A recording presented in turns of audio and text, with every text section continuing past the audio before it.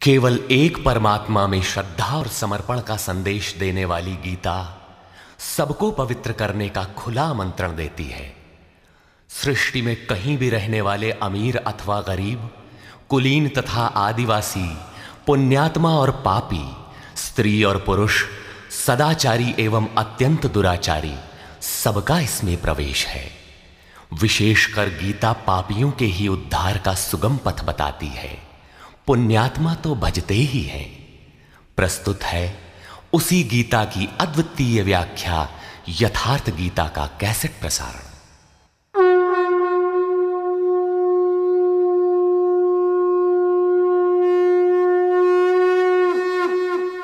ओम श्री परमात्मने नमः। यथार्थ गीता, श्रीमद् भगवत गीता। अथ द्वितीयो अध्यायः।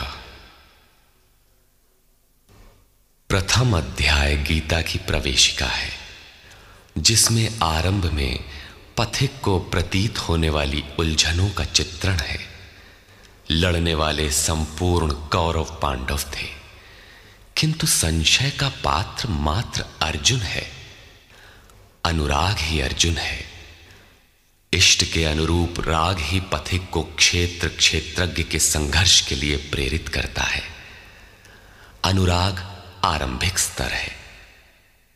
पूज्य महाराज जी कहते थे, सदगृहस्थ आश्रम में रहते हुए ग्लानि होने लगे, अश्रुपात होता हो, कंठ अवरुद्ध होता हो, तो समझना कि यहीं से भजन आरंभ हो गया।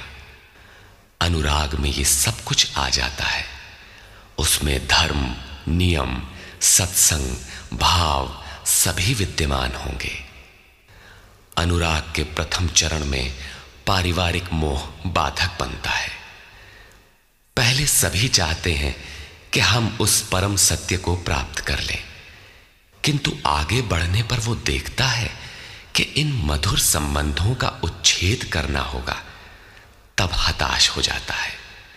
वो पहले से जो कुछ धर्म कर्म मानकर करता था, उतने में ही संतोष करने लगता है।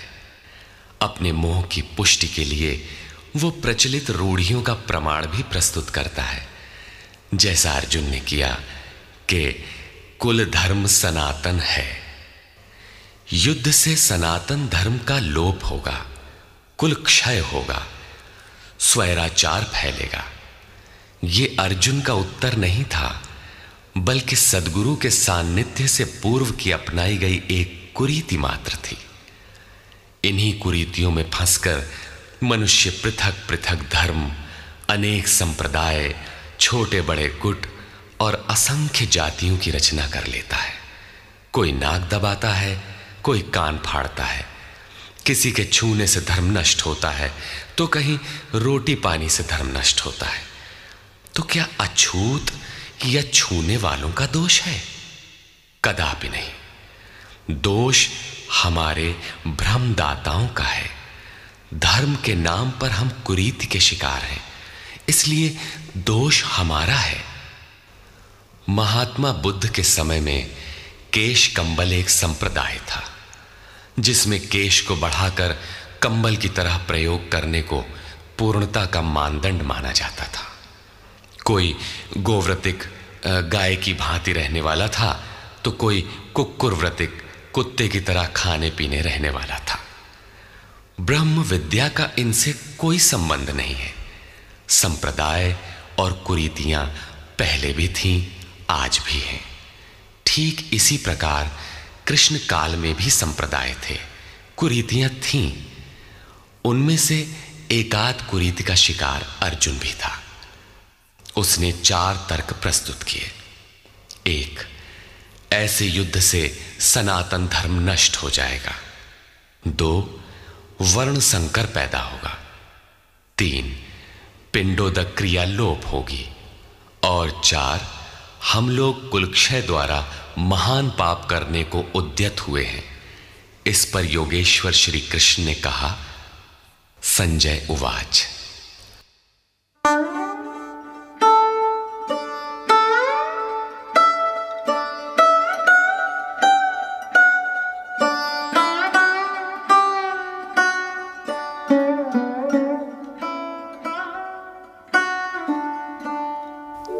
तन्तथा कृपयाविष्टम् अश्रुपूर्णाकुलेक्षणम् विषीदन्तमिदं वाक्यम् उवाच मधुसूदनः। करुणा से व्याप्त अश्रुपूर्ण व्याकुल नेत्रों वाले उस अर्जुन के प्रति मधुसूदन, मद का विनाश करने वाले भगवान ने ये वचन कहा। श्री भगवान उवाच।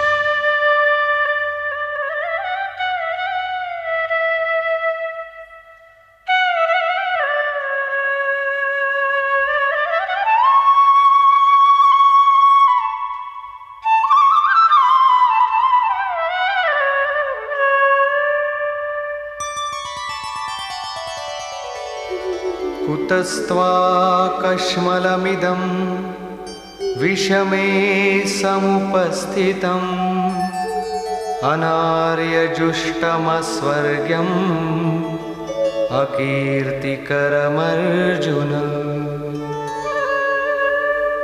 अर्जुन, इस विषम स्थल में तुझे ये अज्ञान कहां से हो गया?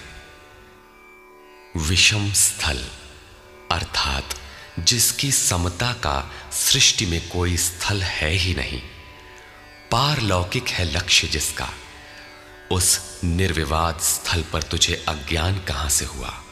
अज्ञान क्यों? अर्जुन तो सनातन धर्म की रक्षा के लिए कटिबद्ध है। क्या सनातन धर्म की रक्षा के लिए प्राणपण से तत्पर होना अज्ञान है? श्री कृष्ण कहते हैं, हां, ये अज्ञान है। न तो संभावित पुरुषों द्वारा इसका आचरण किया गया है, न स्वर्ग ही देने वाला है और न ये कीर्ति को ही करने वाला है। सन्मार्ग पर जो दृढ़तापूर्वक आरूढ़ है उसे आर्य कहते हैं। परिवार के लिए मरना मिटना यदि अज्ञान न होता तो महापुरुष उस पर अवश्य चले होते। यदि कुल धर्म ही सत्य होता तो स्वर्ग और कल्याण की निःश्रेणी अवश्य बनता। ये कीर्तिदायक भी नहीं है। मीरा भजन करने लगी तो लोग कहें मीरा भई बावरी, सास कहे कुल नाशी रे। जिस परिवार, कुल और मर्यादा के लिए मीरा की सास बिलख रही थी, आज उस कुलवंती सास को कोई नहीं जानता। मीरा को विश्व जानता है। ठीक इसी प्रकार परिवार के लिए जो परेशान हैं, उनकी भी कीर्ति कब तक रहेगी? जिसमें कीर्ति नहीं, कल्याण नहीं, श्रेष्ठ पुरुषों ने भूल कर भी जिसका आचरण नहीं किया, तो सिद्ध है कि वह अज्ञान है। अतः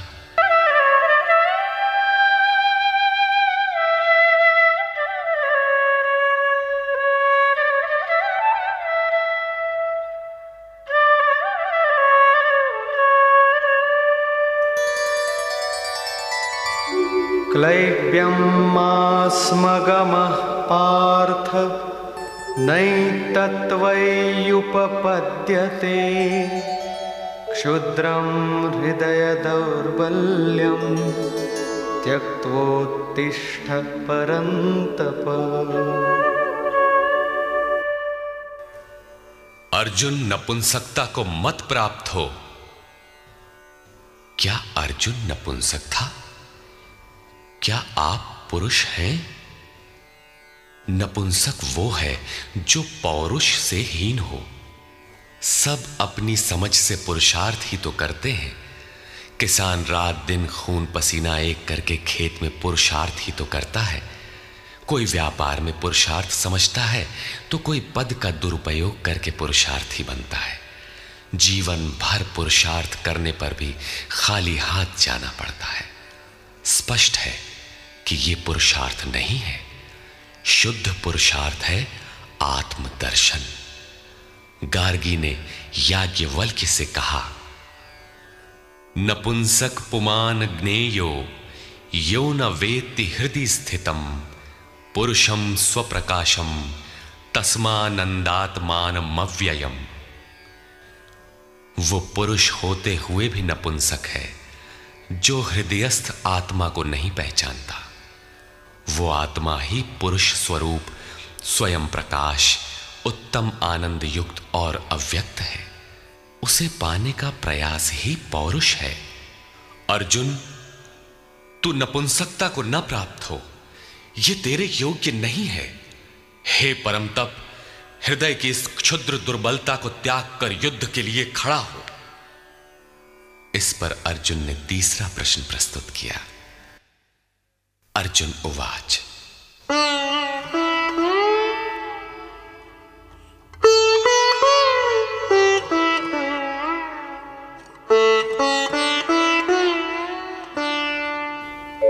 कथं भीष्ममहं संख्ये द्रोणं च मधुसूदन इषुभिः प्रतियोत्स्यामि पूजार्हा वरिसूदन।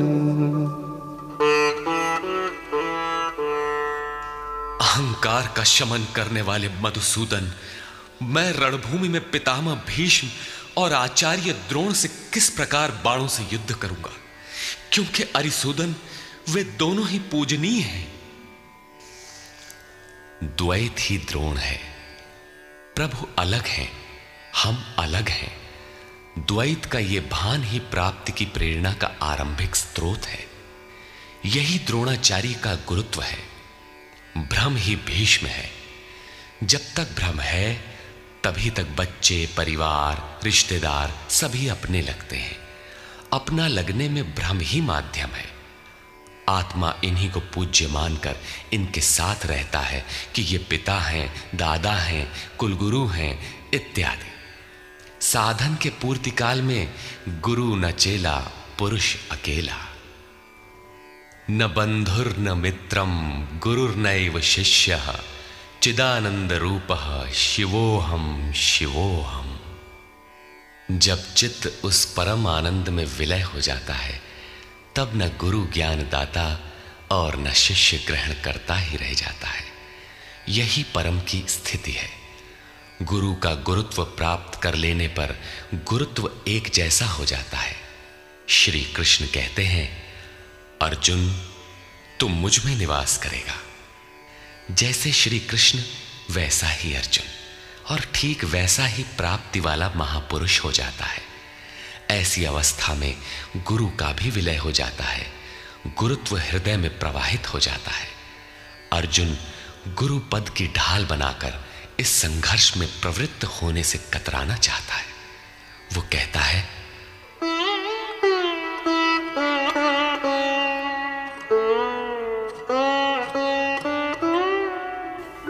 गुरून् हत्वा हि महानुभावान् श्रेयो भोक्तुं भैक्षमपीह लोके हत्वार्थकामास्तु गुरूनिहैव भुञ्जीय भोगान् रुधिरप्रदिग्धान्।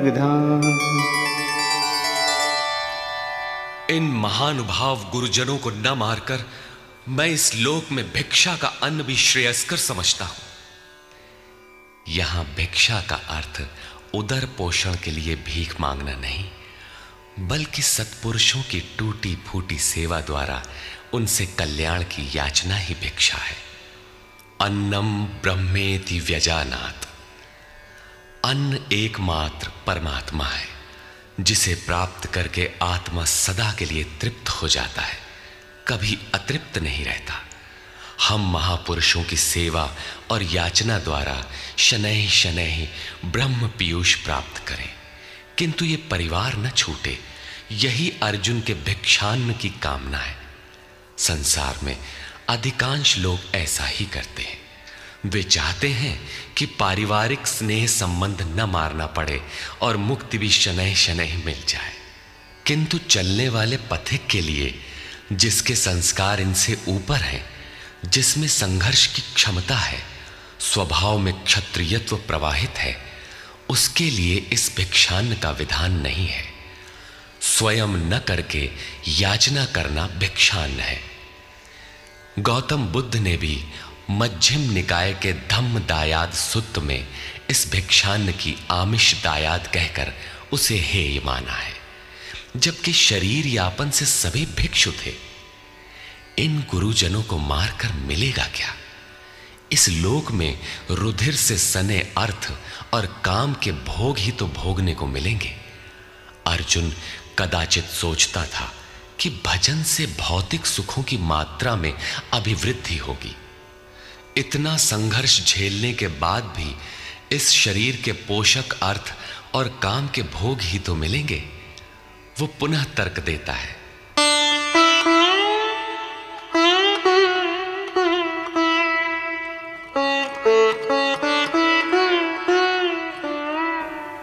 न चैतद्विद्मः कतरन्नो गरीयो यद्वा जयेम यदि वा नो जयेयुः यानेव हत्वा न जिजीविषामः तेव स्थिताः प्रमुखे धार्तराष्ट्राः। ये भी निश्चित नहीं है कि वो भोग मिलेगा ही। ये भी हम नहीं जानते कि हमारे लिए क्या करना श्रेयस्कर है, क्योंकि जो कुछ हमने कहा वो अज्ञान प्रमाणित हो गया। ये भी ज्ञात नहीं है कि हम जीतेंगे अथवा वे ही जीतेंगे। जिन्हें मारकर हम जीना भी नहीं चाहते, वे ही धृतराष्ट्र के पुत्र हमारे सामने खड़े हैं। अज्ञान रूपी धृतराष्ट्र से उत्पन्न मोह इत्यादि स्वजन समुदाय मिट ही जाएंगे, तब हम जीकर ही क्या करेंगे? अर्जुन पुनः सोचता है कि जो कुछ हमने कहा कदाचित ये भी अज्ञान हो, अतः प्रार्थना करता है, कार्पण्यदोषोपहतः स्वभावः पृच्छामि त्वां धर्मसम्मूढचेताः यच्छ्रेयस्यान्निश्चितं ब्रूहि तन्मे शिष्यस्तेऽहं शाधि मां त्वां प्रपन्नम्। कायरता के दोष से नष्ट स्वभाव वाला, धर्म के विषय में सर्वथा मोहित चित्त हुआ मैं आपसे पूछता हूं, जो कुछ निश्चित परम कल्याणकारी हो वो साधन मेरे लिए कहिए। यहां अर्जुन ने पूर्ण समर्पण कर दिया। अभी तक वो श्री कृष्ण को अपने स्तर का ही समझता था, अनेक विद्याओं में अपने को कुछ आगे ही मानता था। यहां उसने अपनी बागडोर श्री कृष्ण को वस्तुतः सौंप दी। सद्गुरु पूर्ति पर्यंत हृदय में रहकर साधक के साथ चलते हैं। यदि वे साथ न रहे तो साधक पार न हो। युवा कन्या के परिवार वाले जिस प्रकार शादी विवाह तक उसको संयम की शिक्षा देते हुए संभाल ले जाते हैं, ठीक उसी प्रकार सद्गुरु अपने शिष्य की अंतरात्मा से रथी होकर उसे प्रकृति की घाटियों से निकालकर पार कर देते हैं। अर्जुन निवेदन करता है कि भगवान, एक बात और है, नहि प्रपश्यामि ममापनुद्यात् यच्छोकमुच्छोषणमिन्द्रियाणाम् अवाप्य भूमावसपत्नमृद्धं राज्यं सुराणामपि चाधिपत्यम्। भूमि पर निष्कंटक धन धान्य संपन्न राज्य को और देवताओं के स्वामीपन इंद्र पद को पाकर भी मैं उस उपाय को नहीं देखता जो मेरी इंद्रियों को सुखाने वाले शोक को दूर कर सके। जब शोक बना ही है तो ये सब लेकर ही मैं क्या करूंगा? यदि इतना ही मिलना है तो क्षमा करें। अर्जुन ने सोचा, अब इसके आगे बतावेंगे भी क्या? संजय उवाच, एवमुक्त्वा ऋषिकेशं गुडाकेशः परन्तप न योत्स्यैति गोविन्दम् उक्त्वा तूष्णीं बभूवः। संजय बोला, हे राजन, मोह निशाजयी अर्जुन ने हृदय के सर्वज्ञ श्री कृष्ण से ये कहकर कि गोविंद, मैं युद्ध नहीं करूंगा, चुप हो गया। अभी तक अर्जुन की दृष्टि पौराणिक है, जिसमें कर्म कांडों के साथ भोगों की उपलब्धि का विधान है, जिसमें स्वर्ग ही सब कुछ माना जाता है, जिस पर श्री कृष्ण प्रकाश डालेंगे कि ये विचारधारा भी गलत है।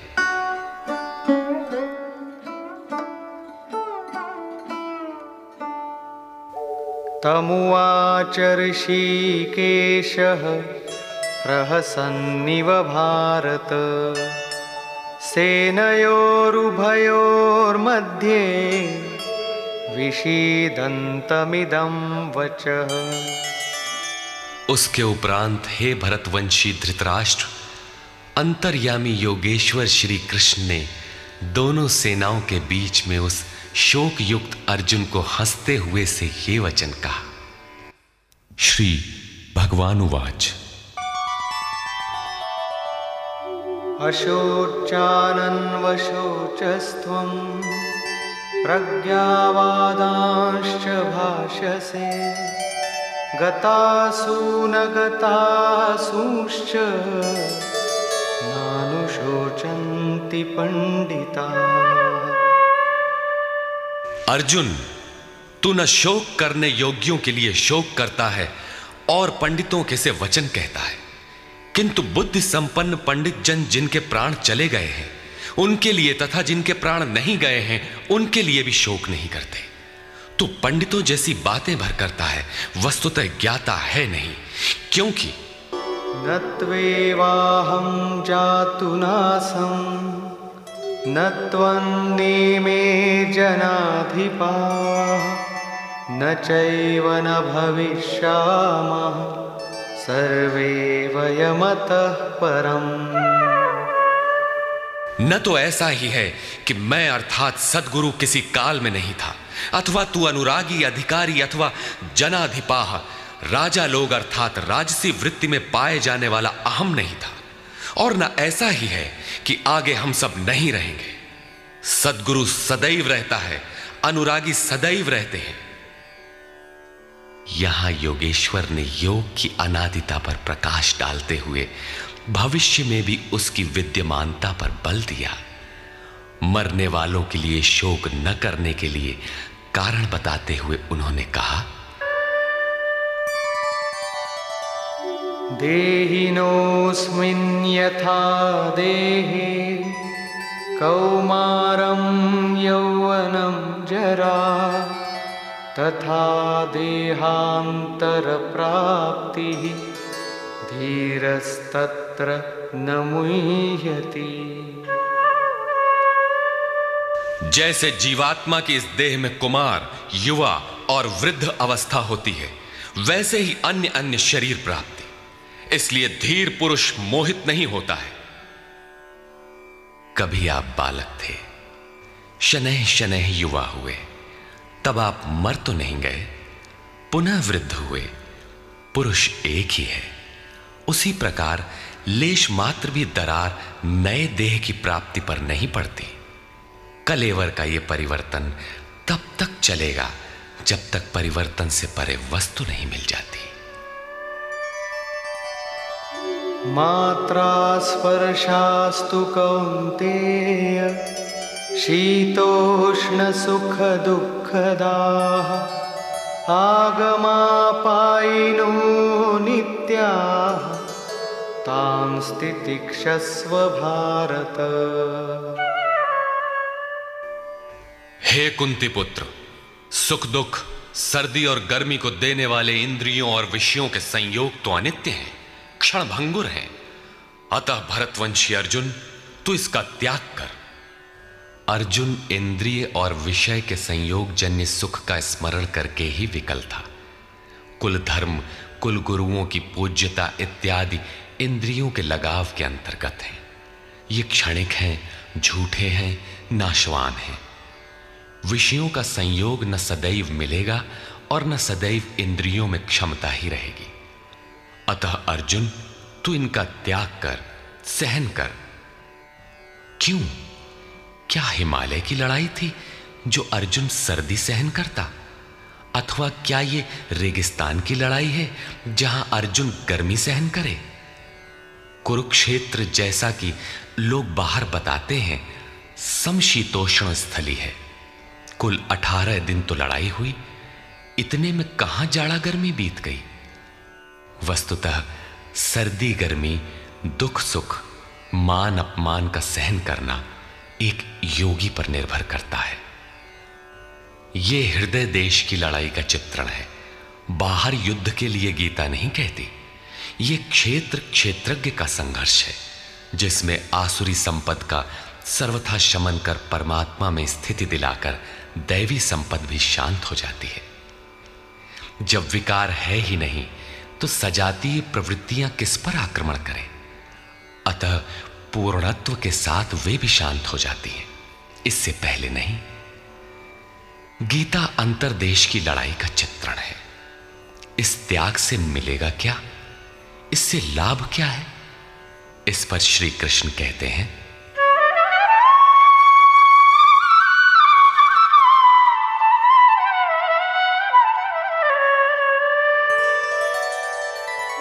यं हि न व्यथयन्त्येते पुरुषं पुरुषर्षभ समदुःखसुखं धीरं सोऽमृतत्वाय कल्पते। क्योंकि हे पुरुष श्रेष्ठ, दुख सुख को समान समझने वाले जिस धीर पुरुष को इंद्रियों और विषयों के संयोग व्यथित नहीं कर पाते, वो मृत्यु से परे अमृत तत्व की प्राप्ति के योग्य हो जाता है।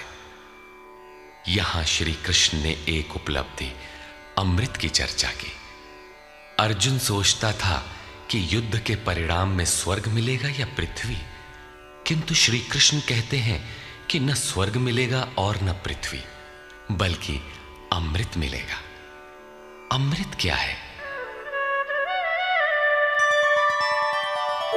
नासतो विद्यते भावो नाभावो विद्यते सतः उभयोरपि दृष्टोऽन्तः त्वनयोस्तत्त्वदर्शिभिः।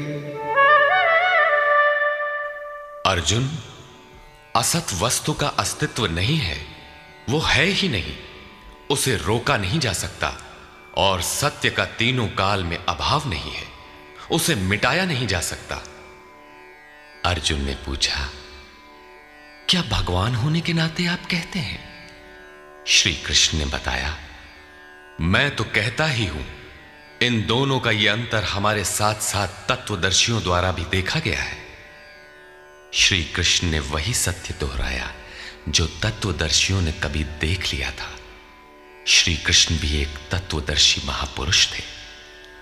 परम तत्व परमात्मा का प्रत्यक्ष दर्शन करके उसमें स्थिति वाले तत्वदर्शी कहलाते हैं। सत और असत हैं क्या? इस पर कहते हैं, अविनाशी तु तद्विद्धि येन सर्वमिदं ततम् विनाशमव्ययस्यास्य न कश्चित् कर्तुमर्हति। नाश रहित तो वो है जिससे ये संपूर्ण जगत व्याप्त है। इस अव्ययस्य अविनाशी का विनाश करने में कोई समर्थ नहीं है। किंतु इस अविनाशी अमृत का नाम क्या है? वो है कौन? अन्तवन्त इमे देहा नित्यस्योक्ताः शरीरिणः अनाशिनो प्रमेयस्य तस्माद्युध्यस्व भारत। अविनाशी, अप्रमेय, नित्य स्वरूप आत्मा के ये सभी शरीर नाशवान कहे गए हैं। इसलिए भरतवंशी अर्जुन, तू युद्ध कर। आत्मा ही अमृत है, आत्मा ही अविनाशी है जिसका तीनों कालों में नाश नहीं होता। आत्मा ही सत है, शरीर नाशवान है। यही असत है जिसका तीनों कालों में अस्तित्व नहीं है। शरीर नाशवान है, इसलिए तू युद्ध कर। इस आदेश से यह स्पष्ट नहीं होता कि अर्जुन केवल कौरवों को मारे। पांडव पक्ष में भी तो शरीर ही खड़े थे। क्या पांडव के शरीर अविनाशी थे? यदि शरीर नाशवान है तो श्री कृष्ण किसकी रक्षा में खड़े थे? क्या अर्जुन कोई शरीरधारी था? शरीर जो असत है, जिसका अस्तित्व नहीं है, जिसे रोका नहीं जा सकता, क्या श्री कृष्ण उस शरीर की रक्षा में खड़े हैं? यदि ऐसा है तो वे भी अविवेकी और मूढ़ हैं, क्योंकि आगे श्री कृष्ण स्वयं कहते हैं कि जो केवल शरीर के लिए ही पचता है, श्रम करता है, वो अविवेकी और मूढ़ बुद्धि है। वो पापायु पुरुष व्यर्थ ही जीता है। अंततः अर्जुन कौन था? वस्तुतः अनुराग ही अर्जुन है। अनुरागी के लिए इष्ट सदैव रथी बनकर साथ में रहते हैं, सखा की भांति उसका मार्गदर्शन करते हैं। आप शरीर नहीं हैं। शरीर तो आवरण है, रहने का मकान है। उसमें रहने वाला अनुराग पूरित आत्मा है। भौतिक युद्ध, मारने काटने से शरीरों का अंत नहीं होता। यह शरीर छूटेगा तो आत्मा दूसरा शरीर धारण कर लेगा।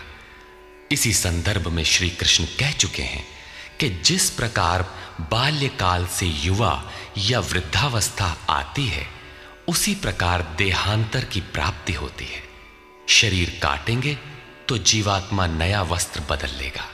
शरीर संस्कारों के आश्रित है और संस्कार मन पर आधारित है। मन एव मनुष्याणाम कारणम बंध मोक्षयोः। मन का सर्वथा निरोध होना, अचल स्थिर ठहरना और अंतिम संस्कार का विलय एक ही क्रिया है। संस्कारों की सतह का टूट जाना ही शरीरों का अंत है। इसे तोड़ने के लिए आपको आराधना करनी होगी, जिसे श्री कृष्ण ने कर्म या निष्काम कर्मयोग की संज्ञा दी है। कृष्ण ने स्थान स्थान पर अर्जुन को युद्ध की प्रेरणा दी, किंतु एक भी श्लोक ऐसा नहीं है जो भौतिक युद्ध या मारकाट का समर्थन करता हो। यह युद्ध सजातीय विजातीय प्रवृत्तियों का है, अंतर्देश में है।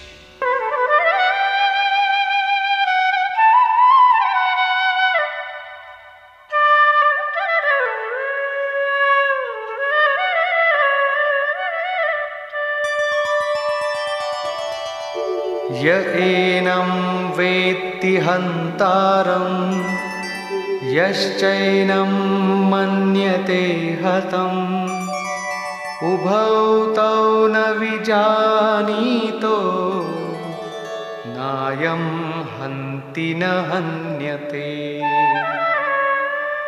जो इस आत्मा को मारने वाला मानता है तथा जो इस आत्मा को मरा हुआ समझता है, वे दोनों ही आत्मा को नहीं जानते, क्योंकि ये आत्मा न तो मारता है और न मारा ही जाता है। पुनः इसी पर बल देते हैं।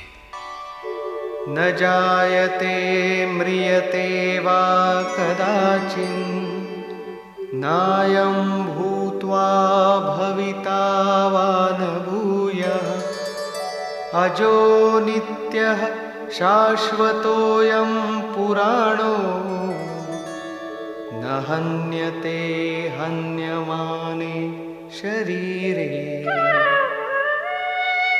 ये आत्मा किसी काल में न तो जन्मता है और न मरता है, क्योंकि ये वस्त्र ही तो बदलता है। न ये आत्मा होकर अन्य कुछ होने वाला है, क्योंकि यह अजन्मा है, नित्य है, शाश्वत और पुरातन है। शरीर के नाश होने पर भी उसका नाश नहीं होता। आत्मा ही सत्य है, आत्मा ही पुरातन है, आत्मा ही शाश्वत और सनातन है। आप कौन है? सनातन धर्म के अनुयायी। सनातन कौन है? आत्मा। आप आत्मा के अनुयायी हैं। आत्मा, परमात्मा और ब्रह्म एक दूसरे के पर्याय हैं। आप कौन हैं? शाश्वत धर्म के उपासक। शाश्वत कौन है? आत्मा। अर्थात हम आप आत्मा के उपासक हैं। यदि आप आत्मिक पथ को नहीं जानते तो आपके पास शाश्वत सनातन नाम की कोई वस्तु नहीं है। उसके लिए आप आहें भरते हैं तो प्रत्याशी अवश्य हैं, किंतु सनातन धर्मी नहीं है। सनातन धर्म के नाम पर किसी कुरीति के शिकार हैं। देश विदेश में मानव मात्र में आत्मा एक ही जैसा है, इसलिए विश्व में कहीं भी कोई आत्मा की स्थिति दिलाने वाली क्रिया जानता है और उस पर चलने के लिए प्रयत्नशील है तो वो सनातन धर्मी है, चाहे वो अपने को ईसाई, मुसलमान, यहूदी या कुछ भी क्यों न कह ले।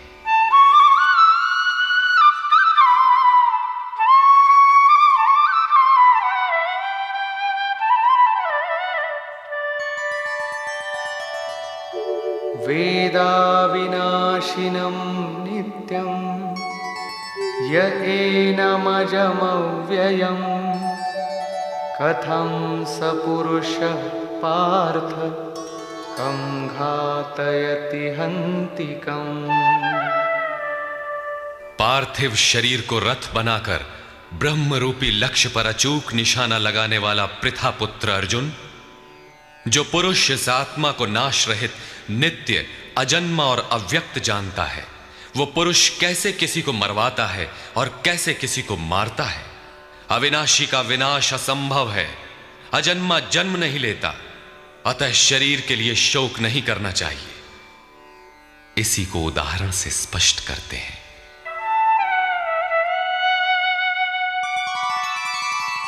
वासांसि जीर्णानि यथा विहाय नवानि गृह्णाति नरोपराणि तथा शरीराणि विहाय जीर्णान्यन्यानि संयाति नवानि देहि। जैसे मनुष्य जीर्णानि वासांसि, जीर्ण शीर्ण पुराने वस्त्रों को त्याग कर नए वस्त्रों को ग्रहण करता है, ठीक वैसे ही ये जीवात्मा पुराने शरीरों को त्याग कर दूसरे नए शरीरों को धारण करता है। जीर्ण होने पर ही नया शरीर धारण करना है तो शिशु क्यों मर जाते हैं? ये वस्त्र तो और विकसित होना चाहिए। वस्तुतः ये शरीर संस्कारों पर आधारित है। जब संस्कार जीर्ण होते हैं तो शरीर छूट जाता है। यदि संस्कार 2 दिन का है तो दूसरे दिन ही शरीर जीर्ण हो गया। इसके बाद मनुष्य एक श्वास भी अधिक नहीं जीता। संस्कार ही शरीर है। आत्मा संस्कारों के अनुसार नया शरीर धारण कर लेता है। अथा खलु ऋतुमयः पुरुषः यथा इहैव तथैव प्रेत्य भवति कृतं लोकम पुरुषोऽभिजायते। अर्थात ये पुरुष निश्चय ही संकल्पमय है। इस लोक में पुरुष जैसा निश्चय वाला होता है वैसा ही यहां से मरकर जाने पर होता है। अपने संकल्प से बनाए हुए शरीरों में पुरुष उत्पन्न होता है। इस प्रकार मृत्यु शरीर का परिवर्तन मात्र है, आत्मा नहीं मरता। पुनः इसकी अजरता अमरता पर बल देते हैं।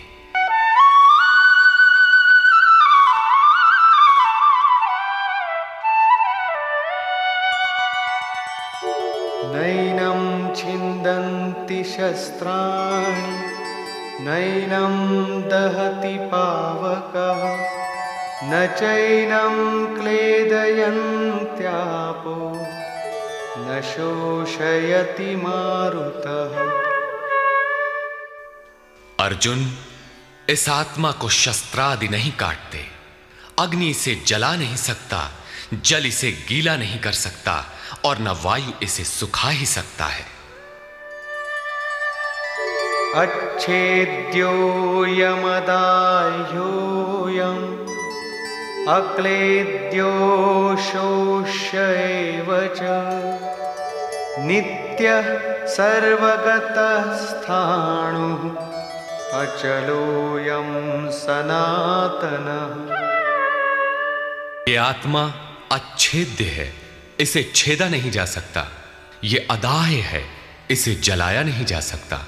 ये अक्लेद्य है, इसे गीला नहीं किया जा सकता। आकाश इसे अपने में समाहित नहीं कर सकता।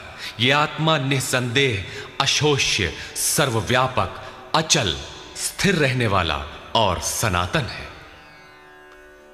अर्जुन ने कहा था कि कुल धर्म सनातन है, ऐसा युद्ध करने से सनातन धर्म नष्ट हो जाएगा। किंतु श्री कृष्ण ने इसे अज्ञान माना और आत्मा को ही सनातन बताया। आप कौन हैं? सनातन धर्म के अनुयायी। सनातन कौन है? आत्मा। यदि आप आत्मा पर्यंत दूरी तय करने वाली विधि विशेष से अवगत नहीं हैं, तो आप सनातन धर्म नहीं जानते। इसका कुपरिणाम सांप्रदायिकता में फंसे धर्म भीरू लोगों को भोगना पड़ रहा है। जब मैटर क्षेत्र में पैदा होने वाली कोई वस्तु इस सनातन का स्पर्श नहीं कर सकती, तो छूने खाने से सनातन धर्म नष्ट कैसे हो सकता है? यह धर्म नहीं, एक कुरीति परिस्थिति थी जिससे भारत में सांप्रदायिक वैमनस्य बढ़ा और राष्ट्रीय एकता की आज भी समस्या बनी हुई है। धर्म की शरण हम क्यों जाते हैं? क्योंकि हम मरण धर्मा हैं और धर्म कोई ठोस चीज है जिसकी शरण जाकर हम भी अमर हो जाएं। हम तो मारने से मरेंगे और ये धर्म केवल छूने और खाने से मर जाएगा, तो हमारी क्या रक्षा करेगा? धर्म तो आपकी रक्षा करता है, आपसे शक्तिशाली है। आप तलवार से मरेंगे और धर्म वो छूने से नष्ट हो गया। कैसा है आपका धर्म? कुरीतियां नष्ट होती हैं, न कि सनातन। सनातन तो ऐसी ठोस वस्तु है जिसे शस्त्र नहीं काटते, अग्नि जला नहीं सकता, जल इसे गीला नहीं कर सकता। खान पान तो दूर, प्रकृति में उत्पन्न कोई वस्तु उसका स्पर्श भी नहीं कर पाती, तो वो सनातन नष्ट कैसे हो गया? ऐसी ही कतिपय कुरीतियां अर्जुन काल में भी थी। उनका शिकार अर्जुन भी था। उसने विलाप करते हुए गिड़गिड़ा कर कहा कि कुल धर्म सनातन है, युद्ध से सनातन धर्म नष्ट हो जाएगा।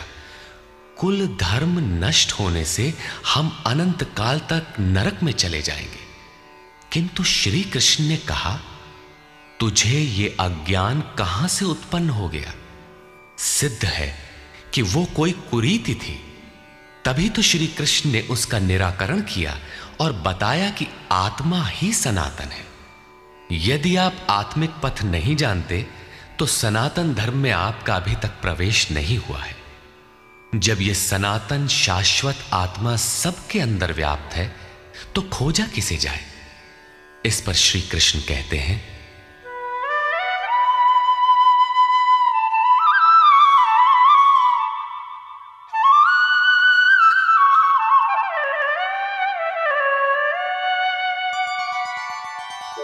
अव्यक्तोऽयमचिन्त्योऽयम् अविकार्योऽयमुच्यते तस्मादेवं विदित्वैनं नानुशोचितुमर्हसि। ये आत्मा अव्यक्त अर्थात इंद्रियों का विषय नहीं है। इंद्रियों के द्वारा इसे समझा नहीं जा सकता। जब तक इंद्रियों और विषयों का संयोग है, तब तक आत्मा तो है, किंतु उसे समझा नहीं जा सकता। वो अचिंत्य है। जब तक चित्त और चित्त की लहर है, तब तक वो शाश्वत है तो, किंतु हमारे दर्शन, उपभोग और प्रवेश के लिए नहीं है। अतः चित्त का निरोध करे। पीछे श्री कृष्ण बता आए हैं कि असत वस्तु का अस्तित्व नहीं है और सत का तीनों कालों में अभाव नहीं है। वो सत है आत्मा। आत्मा ही अपरिवर्तनशील, शाश्वत, सनातन और अव्यक्त है। तत्वदर्शियों ने आत्मा को इन विशेष गुणधर्मों से युक्त देखा। न 10 भाषाओं के ज्ञाता ने देखा, न किसी समृद्धशाली ने देखा, बल्कि तत्वदर्शियों ने देखा। श्री कृष्ण ने आगे बताया कि तत्व है परमात्मा। मन के निरोध काल में साधक उसका दर्शन और उसमें प्रवेश पाता है। प्राप्ति काल में भगवान मिलते हैं और दूसरे ही क्षण वो अपने आत्मा को ईश्वरीय गुणधर्मों से विभूषित देखता है। वो देखता है कि आत्मा ही सत्य, सनातन और परिपूर्ण है। ये आत्मा अचिंत्य है, ये विकार रहित अर्थात न बदलने वाला कहा जाता है। अतः अर्जुन, आत्मा को ऐसा जानकर तू शोक करने योग्य नहीं है। अब श्री कृष्ण अर्जुन के विचारों में विरोधाभास दिखाते हैं, जो सामान्य तर्क है।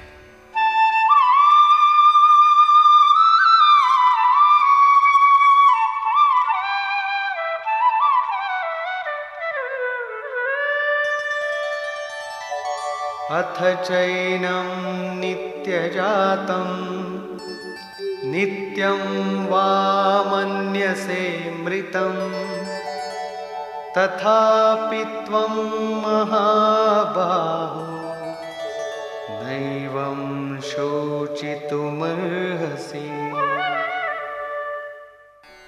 यदि तू इसे सदैव जन्मने वाला और सदा मरने वाला माने, तब भी तुझे शोक नहीं करना चाहिए, क्योंकि जातस्य हि ध्रुवो मृत्युः ध्रुवं जन्म मृतस्य च तस्मादपरिहार्येऽर्थे न त्वं शोचितुमर्हसि। ऐसा मान लेने पर भी जन्मने वाले की निश्चित मृत्यु और मरने वाले का निश्चित जन्म सिद्ध होता है। इसलिए भी तू बिना उपाय वाले इस विषय में शोक करने लायक नहीं है। जिसका कोई इलाज नहीं, उसके लिए शोक करना एक अन्य दुख को आमंत्रित करना है।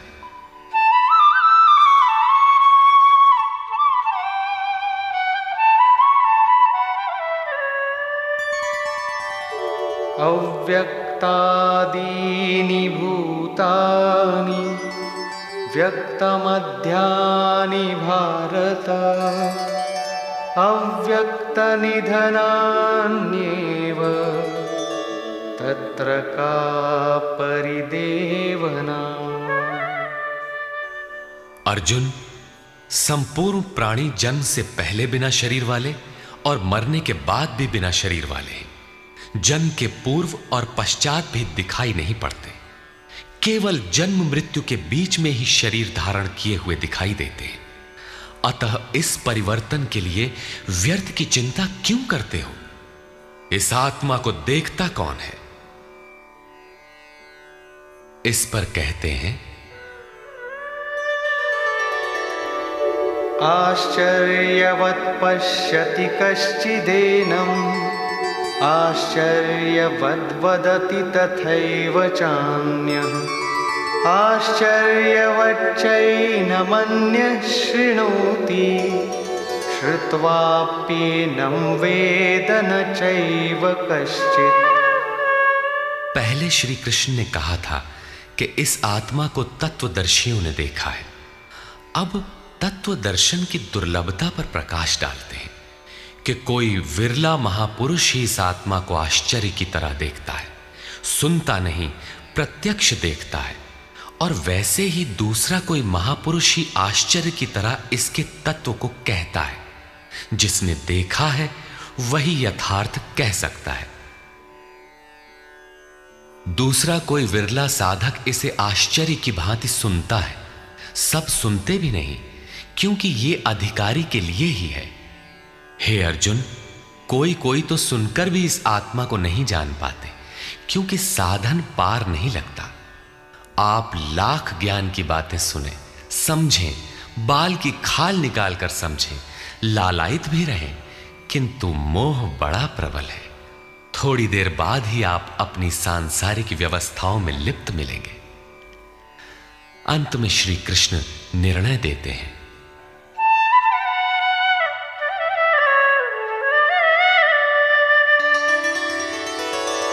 देहि नित्यमवध्योऽयं देहे सर्वस्य भारत तस्मात् सर्वाणि भूतानि न त्वं शोचितुमर्हसि। अर्जुन, ये आत्मा सबके शरीर में सदैव अवध्य है, अकाट्य है। इसलिए संपूर्ण भूत प्राणियों के लिए तो शोक करने योग्य नहीं है। आत्मा ही सनातन है। इस तथ्य का प्रतिपादन करके, इसका प्रभुता सहित वर्णन करके यह प्रश्न यहीं पूरा हो जाता है। अब प्रश्न खड़ा होता है कि इसकी प्राप्ति कैसे हो। संपूर्ण गीता में इसके लिए दो ही मार्ग हैं। पहला निष्काम कर्म योग और दूसरा ज्ञान योग।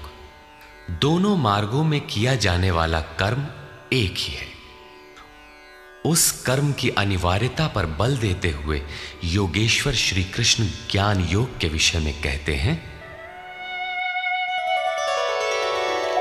स्वधर्ममपि चावेक्ष्य न विकम्पितुमर्हसि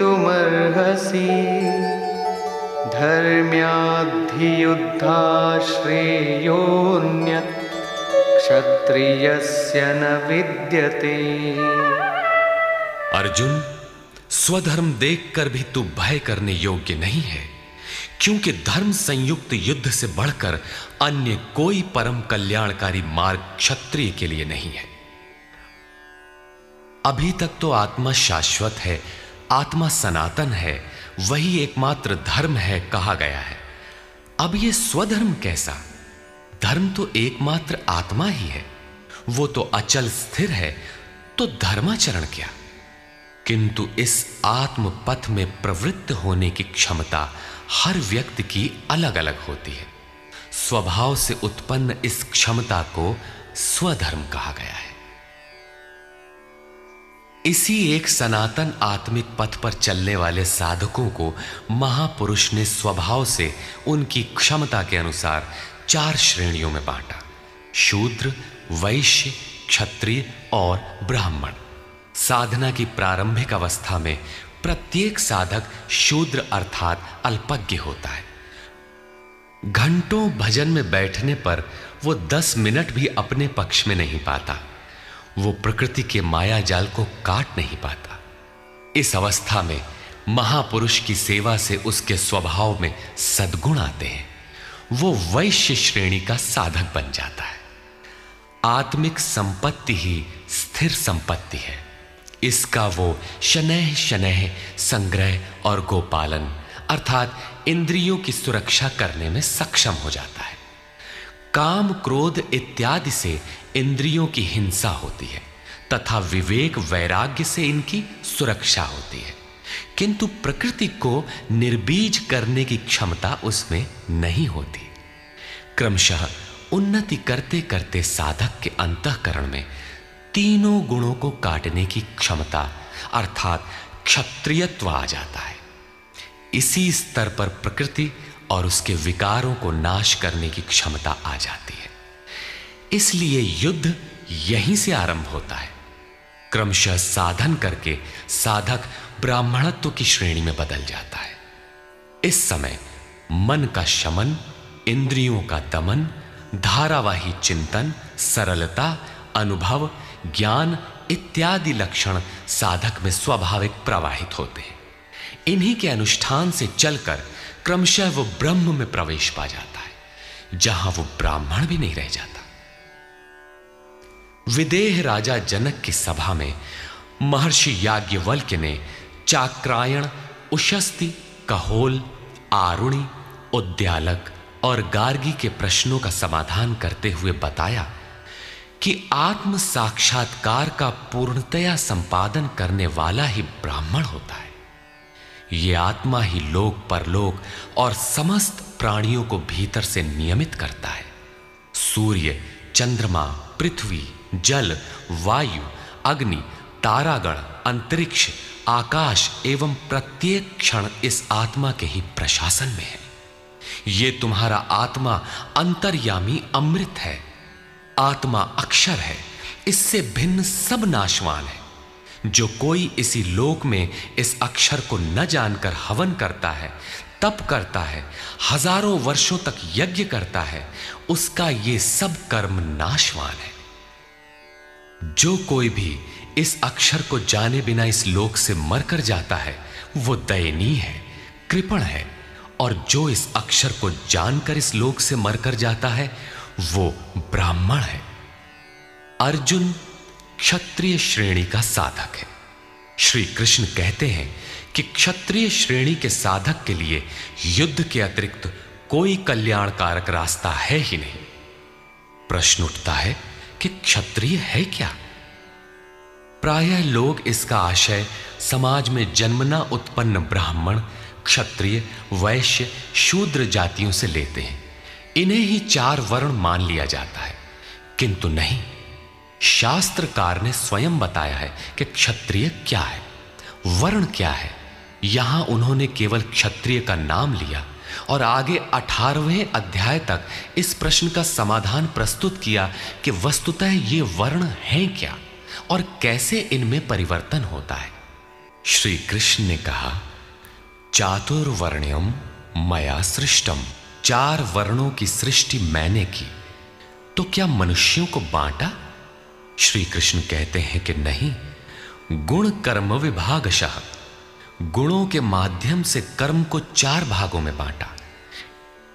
यह देखना है कि वो कर्म क्या है जिसे बांटा गया। गुण परिवर्तनशील है। साधना की उचित प्रक्रिया द्वारा तामसी से राजसी और राजसी से सात्विक गुणों में प्रवेश मिलता जाता है। अंततः ब्राह्मण स्वभाव बन जाता है। उस समय ब्रह्म में प्रवेश दिला देने वाली सारी योग्यताएं उस साधक में रहती हैं। वर्ण संबंधी प्रश्न यहां से आरंभ होकर 18वें अध्याय में जाकर पूर्ण होता है। श्री कृष्ण की मान्यता है, श्रेयान् स्वधर्मो विगुणः परधर्मात् स्वनुष्ठितात्। स्वभाव से उत्पन्न इस धर्म में प्रवृत्त होने की क्षमता जिस स्तर की हो, भले ही वो गुण रहित शूद्र श्रेणी की हो, तब भी परम कल्याण करती है, क्योंकि आप क्रमशः वहीं से उत्थान करते हैं। उससे ऊपर वालों की नकल करके साधक नष्ट हो जाता है। अर्जुन क्षत्रिय श्रेणी का साधक था, इसलिए श्री कृष्ण कहते हैं कि अर्जुन, अपने स्वभाव से उत्पन्न योग्यता को देखकर, इस युद्ध में प्रवृत्त होने की अपनी क्षमता को देखकर भी तू भय करने योग्य नहीं है। इससे बढ़कर दूसरा कोई कल्याणकारी कार्य क्षत्रिय के लिए नहीं। इसी पर प्रकाश डालते हुए पुनः योगेश्वर कहते हैं,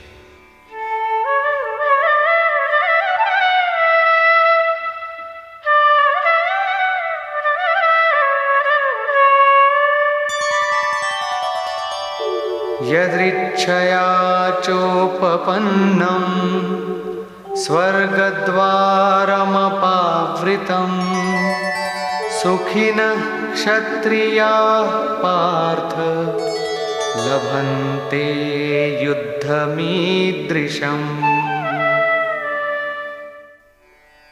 पार्थिव शरीर को ही रथ बनाकर अचूक लक्ष्यवेदी अर्जुन स्वतः प्राप्त स्वर्ग के खुले हुए द्वार रूपी इस युद्ध को भाग्यवान क्षत्रिय ही प्राप्त करते हैं। क्षत्रिय श्रेणी के साधक में तीनों गुणों को काट देने की क्षमता रहती है। उसके लिए स्वर्ग का द्वार खुला है, क्योंकि उसमें दैवी संपद पूर्णता अर्जित रहती है। स्वर्ग में विचरने की उसमें क्षमता रहती है। यही खुला हुआ स्वर्ग का द्वार है। क्षेत्र क्षेत्रज्ञ के इस युद्ध को भाग्यवान क्षत्रिय ही पाते हैं, क्योंकि उनमें ही संघर्ष की क्षमता है। दुनिया में लड़ाइयां होती हैं, विश्व सिमट कर लड़ता है, प्रत्येक जाति लड़ती है, किंतु शाश्वत विजय जीतने वाले को भी नहीं मिलती। ये तो बदले हैं। जो जिसको जितना दबाता है, कालांतर में उसे भी उतना ही दबना पड़ता है। ये कैसी विजय है जिसमें इंद्रियों को सुखाने वाला शोक बना ही रहता है, अंत में शरीर भी नष्ट हो जाता है। वास्तविक संघर्ष तो क्षेत्र और क्षेत्रज्ञ का है, जिसमें एक बार विजय हो जाने पर प्रकृति का सदा के लिए निरोध और परम पुरुष परमात्मा की प्राप्ति हो जाती है। यह ऐसी विजय है जिसके पीछे हार नहीं है।